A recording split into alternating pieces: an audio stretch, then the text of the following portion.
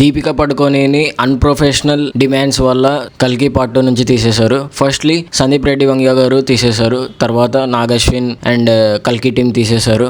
Reasons official page వాళ్ళే mention చేశారండి. చూసుకుంటే మనం lack of commitments and unprofessional demands. మన తెలుగు మూవీ ఇండస్ట్రీలో ఒక టైర్ 1 హీరో మూవీ తీసుకుంటే అది చాలా ప్రెస్టీజియస్ అండ్ అంబిషియస్ ప్రాజెక్ట్స్ గా డెవలప్ చేస్తారు. Not like normal Bollywood movie. మన దగ్గర ఎంత బడ్జెట్ ఉన్నా కూడా సిన్సియర్ ఎఫర్ట్స్ తో ట్రై చేస్తుంటాం మూవీస్ ని. అందుకే మనకు అంత better results and better reach వస్తుంది. మన టాలీవుడ్ లో తీసే ప్రాజెక్ట్స్ మళ్ళీ తీయలేము, వన్స్ ఇన్ ఎ వైల్ వస్తాయి. కాబట్టి మనం చాలా డెడికేషన్ తో చాలా అంబిషియస్ గా ఆ ప్రాజెక్ట్స్ ని డెవలప్ చేస్తుంటాం. మూవీ మేకర్స్ కూడా కన్సిడర్ చేసే ముందర బయట యాక్టర్స్ ని ఒకసారి బాగా ఆలోచించి వాళ్ళు వెల్ డెడికేటెడ్ యాక్టర్స్ అయితేనే కన్సిడర్ చేస్తే బాగుంటుంది. యాక్టర్స్ డిమాండ్ కూడా రియాలిటీకి దగ్గరగా అండ్ వర్తీగా ఉంటే బెటర్ అనిపిస్తుంది. అల్లు అర్జున్ గారి నెక్స్ట్ మూవీ కూడా దీపిక పడుకోనితోనే ఉంది. Let's see what happens. ఇలాంటి మూవీ అప్డేట్స్ కోసం వెంటనే సబ్స్క్రైబ్ చేసుకోండి సినిమా మిఠాయి. Thank you for watching.